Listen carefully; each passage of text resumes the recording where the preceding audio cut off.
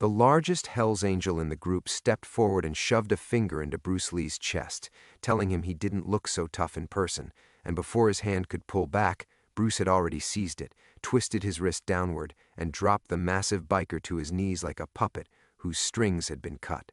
The other angels lunged forward, but what they saw in Bruce Lee's eyes, that cold, coiled stillness of a man who had already mapped out exactly how he would dismantle every single one of them, froze them where they stood.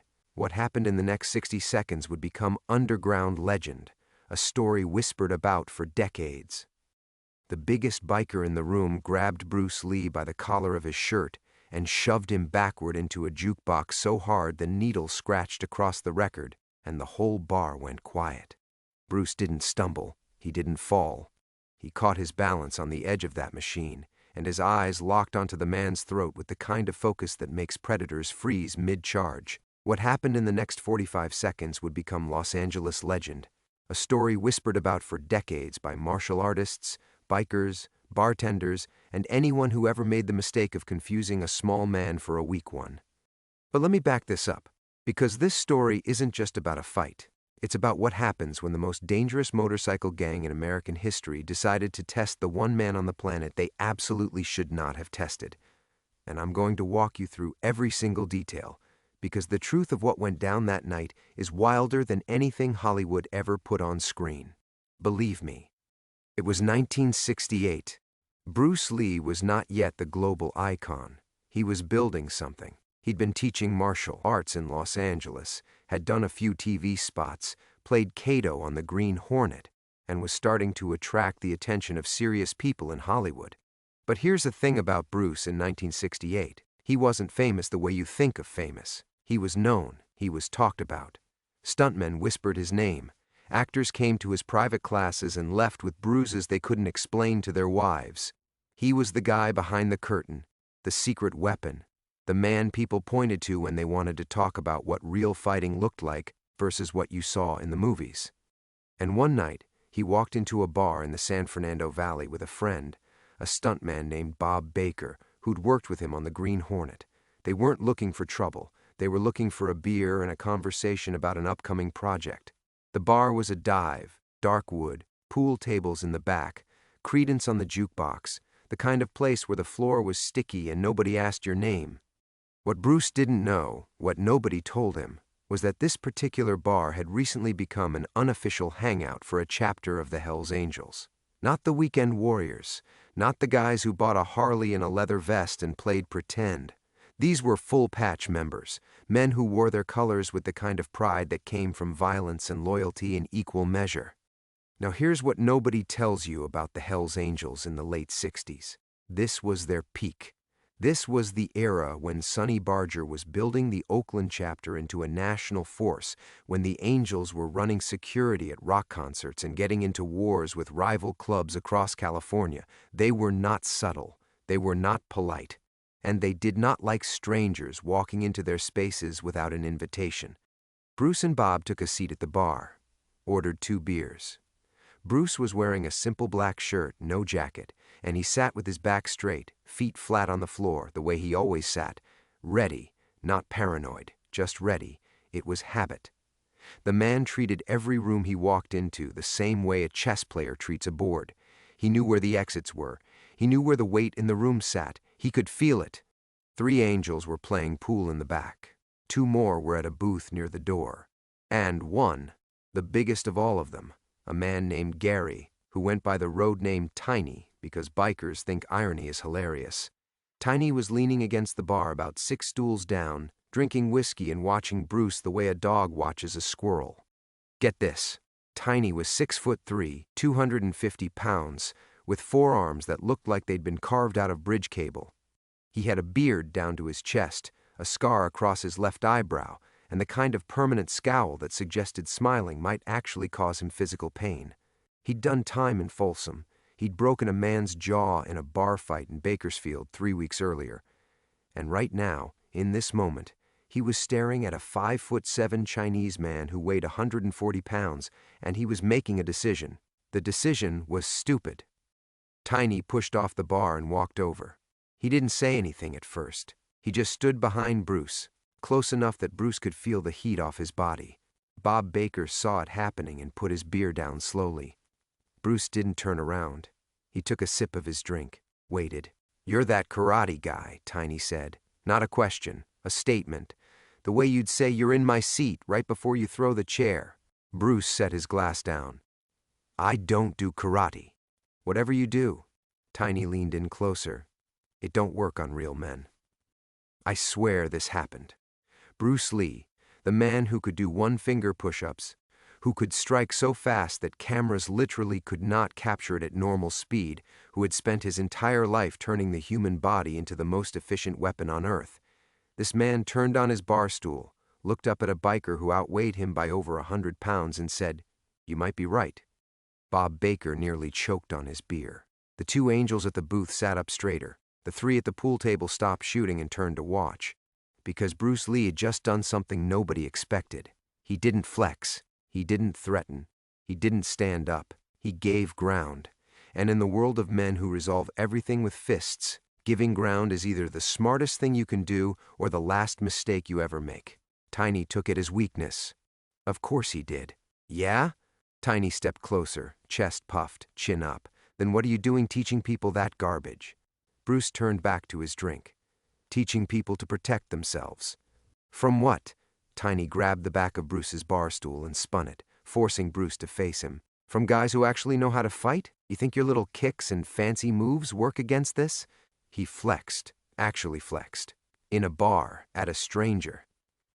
And the other angels started laughing, that low, rumbling laugh that's more threat than humor, the sound a pack makes when they know the alpha is about to do something entertaining. Here's the part that matters. Bruce looked at the hand on his bar stool, looked at Tiny's face, and then he did something that martial artists have debated for 50 years. He stood up, slowly, deliberately, not in a fighting stance, not with his hands raised. He just stood up, and he took one step to the side so his back was no longer against the bar. He created space. Any fighter in the world will tell you, the first thing you do is create space. And Bruce did it so smoothly, so casually that Tiny didn't even register it as a tactical move. "I don't want trouble," Bruce said. "Too late." Tiny shoved him. That's the shove. That's the one that put Bruce into the jukebox. That's the moment the needle scratched and the music died and every person in that bar held their breath. And Bruce caught his balance on the edge of that machine, and his eyes locked onto Tiny's throat. Now I need you to understand something about what happened next. Because it happened fast. When I say fast, I don't mean movie fast. I don't mean the way actors make it look. I mean it happened in the time it takes you to blink twice. Most of the people in that bar didn't even see it clearly. They saw the beginning and they saw the end, and the middle was a blur. Tiny lunged forward, right hand cocked back for a haymaker, the kind of punch that's ended 1,000 bar fights, because when 250 pounds of angry biker puts everything behind his fist, most human beings simply go down. It's physics, it's brutality. It's how the world works for men like Tiny, who have never in their lives encountered someone they couldn't overpower. Bruce sidestepped the punch, not by a foot, by inches. The fist went past his jaw close enough to move his hair, and as Tiny's momentum carried him forward, Bruce did 3 things simultaneously. He trapped Tiny's extended arm at the wrist with his left hand. He drove his right palm into Tiny's elbow joint. Not hard enough to break it, but hard enough to hyperextend it, to send a bolt of pain from elbow to shoulder that made Tiny's entire right side go slack. And then he hooked his right foot behind Tiny's lead ankle and pushed. Tiny went down. Not slowly, not with a stumble and a grab for the bar. He went down the way a tree goes down when the last cut hits, straight and hard and with a sound that made the floorboards shake. He landed on his back, and before he could process what had just happened, Bruce was standing over him with one foot on his chest, not pressing hard, just resting there, the way you'd rest your foot on a curb. No, this is real. The bar was frozen. Every biker in the room was on his feet. Bob Baker had quietly picked up a pool cue, not because he thought Bruce needed help, but because he knew what came next might not be one-on-one. Bruce looked down at Tiny. The big man's face was twisted in confusion more than pain, because his brain had not yet caught up with his body. He'd thrown a punch. He was sure of that. And now he was on the floor, and this small man was standing on his chest, and his arm hurt in a way that didn't make anatomical sense to him. "Stay down," Bruce said, quiet, almost gentle, the way you'd talk to a kid who'd tripped on the playground. Tiny did not stay down, because men who have survived Folsom Prison and bar fights across the state of California do not stay down when a smaller man tells them to. He grabbed Bruce's ankle with his left hand and tried to twist, tried to pull Bruce off balance, tried to get back to a world he understood where size and fury decided the outcome. Bruce was already gone. He pulled his foot off Tiny's chest before the grip could close, took 2 steps back and reset, feet shoulder-width apart, hands at his sides, not in a stance, not in a guard, just standing there, relaxed, breathing normally, watching Tiny the way a surgeon watches an X-ray. Listen to me. This is the part that changed everything. Because what happened next wasn't about Bruce beating one biker, it was about what the other 5 bikers did. They moved, all of them. The 3 from the pool table dropped their cues and started walking toward Bruce. The 2 from the booth flanked wide, one going left, one going right. Tiny scrambled to his feet, cradling his right arm, fury burning behind his eyes. 6 Hells Angels, full patch members, in a closed bar, against one man. Bob Baker gripped the pool cue tighter and moved to Bruce's right side. "Bruce, we should go." Bruce didn't move, didn't blink. He stood in the center of that bar with 6 angry bikers closing a circle around him, and he did something that defied every rule of self-preservation known to man. He smiled. Not a grin, not a smirk, a calm, measured, confident smile that told every man in that room the same thing: I am not trapped in here with you. You are trapped in here with me. "I put your friend down without hurting him," Bruce said, and his voice carried to every corner of the room. "I don't have to do that again." Now here's what you need to understand about Bruce Lee's mind in this moment. He wasn't being arrogant. He was calculating. He could see the angles. He could see who was in range and who wasn't. He knew that the 2 coming from the left were too close together, which meant they'd get in each other's way if they both rushed at once. He knew the one on his right was favoring his left leg, probably an old injury, which meant his lateral movement was compromised. He knew Tiny was hurt and angry, which made him predictable. And he knew that the one thing every street fighter in history underestimates is speed, not strength, not size, speed. The first one came. A stocky biker with a red bandana, maybe 5'10", built like a fire hydrant, throwing a straight right at Bruce's chin. Bruce parried it with an outside block, redirected the man's arm across his own body, and delivered a short, sharp side kick to the man's hip that sent him stumbling sideways into a table. Beer bottles crashed. The table collapsed. The biker rolled over broken glass and didn't get up fast because his hip had just been introduced to a force it was never designed to handle. 2 seconds. 1 down. Mark my words, the next biker didn't even get a punch off. He rushed forward, arms wide, trying for a tackle, and Bruce met him with a straight lead punch, his famous 1-inch punch extended to maybe 6 inches, that caught the man square in the sternum. The biker's feet kept moving, but his upper body stopped, and for a split second he was suspended in that horrible gap between momentum and reality, and then he folded at the waist and dropped to his knees, gasping. 4 seconds. 2 down.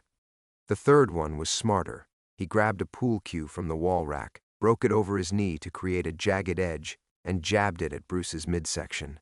Bruce pivoted, caught the broken cue mid-thrust, and stripped it out of the man's hands with a disarming technique that martial artists spend years trying to perfect.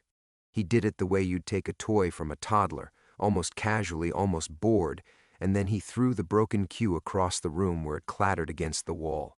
The biker swung wild. Bruce ducked, drove a low kick into the man's knee, not a full power kick, but enough to buckle the joint, and the man dropped with a sound halfway between a grunt and a whimper. Maybe 7 seconds now. 3 bikers on the floor. Tiny was back up, and he was coming again, this time with a beer bottle in his left hand, cocked back and ready to shatter across Bruce's skull.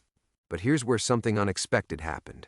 Something that separates this story from every bar fight you've ever heard about. Bruce stopped. He held up one hand, palm out, and said, "Your arm is hurt. If you swing that bottle, I'll have to break something. I don't want to break anything." The bar held its breath. Tiny stood there, bottle raised, chest heaving, face red, and for the first time in maybe his entire adult life, he hesitated. Not because he was scared, because something in Bruce, his voice, something in the absolute certainty of those words, reached past the rage and the pride and the prison-hardened exterior and touched something honest. Bruce lowered his hand. "Put it down. We're done here." Here's what nobody tells you about this moment. Tiny's eyes changed. The fury didn't disappear. It shifted, transformed. Because Tiny was not a stupid man. He was a violent man, yes, a dangerous man, absolutely, but he was not stupid. And what he had just witnessed, what all of them had just witnessed, was something that existed outside their entire frame of reference. This small man had taken apart 3 of his brothers in under 10 seconds without breaking a sweat, without raising his voice, without even messing up his hair, and now he was offering mercy. Not from a position of weakness, but from a position of such overwhelming superiority that the mercy itself was a statement. Tiny lowered the bottle, set it on the bar, and he took a step back. The 2 bikers who hadn't engaged yet, the ones who'd been flanking wide, they stopped too, because they'd just done the math, and the math was horrifying. If 3 of their brothers were on the ground and Tiny was backing off, then whatever this man was, he was something they had no answer for. Now listen. The silence in that bar lasted maybe 5 seconds.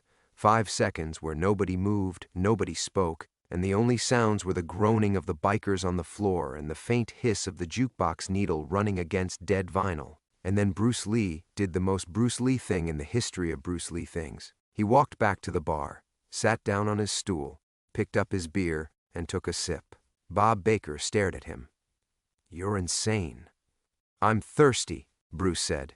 The bartender, a gray-haired man who had seen everything in his years behind that wood, leaned forward and said, "Son, I've been pouring drinks in this valley for 20 years. I've never seen anything like that. This one's on me."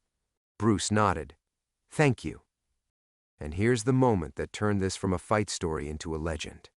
Tiny, the man who'd started it all, the biggest and baddest biker in the room, the man who'd done time in Folsom and broken jaws across California. Tiny pulled up a stool and sat down 2 seats away from Bruce Lee. He didn't say anything at first, just sat there, holding his sore arm, breathing heavy, staring at the bottles behind the bar. The other angels were picking themselves up, checking for damage, exchanging looks that said 100 things at once. But nobody moved toward the door. Nobody escalated. Finally, Tiny spoke. "Where'd you learn to do that?" Bruce looked at him. "Everywhere." "I've been in 100 fights," Tiny said. "Never lost. Not once." Bruce took another sip of his beer. "You didn't lose tonight either. You stopped. That's different." And right there, that is the moment that defines Bruce Lee. Not the speed, not the technique, not the fact that he dismantled 3 grown men in less time than it takes to order a drink. It was the grace, the understanding that a man's pride is the most fragile thing he carries, and breaking it serves no purpose. Tiny sat with that for a long moment. Then he did something that made Bob Baker's jaw drop. He laughed, a real laugh, deep and rumbling from somewhere genuine. "You're something else, man. You are really something else." Bruce extended his hand. "Bruce Lee." "I know who you are." Tiny shook it. "The karate guy." "I don't do karate." "Yeah, I got that." They talked for almost an hour. I kid you not. Bruce Lee sat in that bar with Hell's Angels, drinking beer and talking about fighting, about what works and what doesn't, about the difference between strength and technique, between rage and control. He wasn't lecturing. He was conversing. And these men, these hardened, violent, dangerous men, they listened. Because Bruce had earned the only currency they respected, proof. He showed Tiny why his arm hurt, explained the angle, the leverage, the way a joint lock works when applied correctly. Tiny nodded, flexed his arm experimentally, and grunted. "That's dirty." "That's efficient," Bruce corrected. He showed the stocky biker with the red bandana why the kick to his hip had been so devastating. "Your stance was wide. You gave me the target. I just took it." The biker rubbed his hip. "Can you teach that?" "I teach anyone who wants to learn." And here's the thing that floors me every time I think about this story. 2 of those bikers actually showed up at Bruce's school the following week. Full-patch Hell's Angels, walking into a martial arts studio in Chinatown, asking to train. Bruce's students didn't know what to make of it. 2 massive bearded bikers in leather vests standing at the back of the class, trying to learn the basics of Jeet Kune Do. They lasted 3 weeks. Not because they couldn't handle it, but because the chapter moved on, the way biker chapters do, drifting to a new town, a new set of bars, a new stretch of highway. But for 3 weeks they trained. And according to Bob Baker, who told this story for the rest of his life, those 2 bikers were among the most dedicated students Bruce ever had. Because they'd seen the alternative. They'd seen what happened when you came at Bruce Lee with nothing but size and fury, and they wanted something better. Now I need to tell you what happened after that night, because the ripple effects went further than anyone expected. Word spread through the biker community. Not officially, the Angels weren't going to put out a press release saying they got handled by a 140-pound martial artist. But the story traveled the way stories travel in that world, through whispers and third-hand accounts and late-night conversations at campfires and clubhouses. And the story always ended the same way. Don't mess with the little Chinese guy. Just don't. This story mattered for Bruce's reputation in Hollywood too, because the stuntmen heard about it, the producers heard about it, the directors heard about it, and suddenly, when Bruce Lee said he could do something on camera, nobody questioned it. Nobody said that looks fake or no one moves that fast, because there were witnesses. There were 6 Hell's Angels who could testify that everything Bruce Lee did on screen was actually a toned-down version of what he could do in real life. Think about that. The movies were the watered-down version. Let me tell you something about what this night reveals about Bruce Lee as a man. Everyone knows about his speed. Everyone knows about the 1-inch punch and the 2-finger push-ups, and the ability to kick a man so fast that slow-motion cameras had to be used because regular film speed made it invisible. But what people miss, what almost every documentary and biography glosses over, is Bruce's restraint. He could have shattered Tiny's elbow. He knew exactly where the breakpoint was. He'd studied the human body with the same obsessive detail that a watchmaker studies gears. He knew that 3 more pounds of pressure on that joint lock would have snapped the ulna clean. He didn't do it. Not because he couldn't, because he chose not to. He could have destroyed the biker with the pool cue. When you strip a weapon from an attacker's hands, you have about a half-second window where they're completely exposed, completely defenseless, and every trained fighter in the world knows that window is where you end the fight permanently. Bruce didn't. He disarmed the man, discarded the weapon, and gave him a chance to stop. The biker swung. Bruce put him down with a knee kick that would heal in a week. That restraint, that precision, that absolute mastery of not just his body but his intentions. That is what makes Bruce Lee more than a fighter. That is what makes him a legend. You know what I love about this story? It's that Bruce Lee proved something that night that most people spend their entire lives arguing about. He proved that real power doesn't need to announce itself. It doesn't need to flex. It doesn't need to posture or threaten or intimidate. Real power sits on a bar stool, drinks a beer, and only reveals itself when someone is foolish enough to force the issue. If this story hit you the way it hit me the first time I heard it, do me a favor. Hit that subscribe button. Ring the bell. Because I've got more stories about the people history should never have underestimated, and trust me, some of them are even wilder than this one. Now let me finish this, because the end of the story is the part that keeps me up at night. Years later, years after Enter the Dragon, years after Bruce had become the most famous martial artist in the history of the world, Bob Baker was at a party in Los Angeles. One of those Hollywood things where actors and producers and hangers-on all mingle around a pool and pretend they like each other. And a man walked up to Bob. Big man, older now, gray in his beard, scar across his left eyebrow. "You're Baker," the man said. Bob nodded. "Do I know you?" "I'm Tiny, from the bar." Bob said his blood went cold. Because the last time he'd seen this man, Bruce Lee had put him on the floor of a dive bar in the San Fernando Valley. And now Bruce was gone. Bruce had died in 1973, and the world had lost something it would never get back. And here was this relic from that impossible night standing in front of Bob at a Hollywood party. Tiny reached into his vest pocket and pulled out something small. He opened his palm. It was a pin. A Jeet Kune Do pin. The kind Bruce gave to students who completed his training. One of those 2 bikers who'd come to train, the ones who lasted 3 weeks. One of them had given his pin to Tiny before the chapter moved on. "He was the real deal," Tiny said. "I knew it the second I hit the floor. I just didn't have the words for it back then." Bob looked at the pin, looked at Tiny. "You kept that all these years?" "Brother, I fought every kind of man there is. Boxers, wrestlers, guys from prison, guys from the street, guys with knives and chains and baseball bats. I never met anyone who could do what he did, and I never met anyone who was that dangerous and that kind at the same time." Tiny closed his hand around the pin, put it back in his vest pocket over his heart, right next to his patch. "He told me I didn't lose. He told me I stopped, and that was different." Tiny's jaw tightened. He took a breath. "Nobody in my whole life ever gave me that. Nobody ever let me keep my pride after they beat me. He was the only one." Bob didn't know what to say. So he did the only thing that felt right. He extended his hand. Tiny shook it.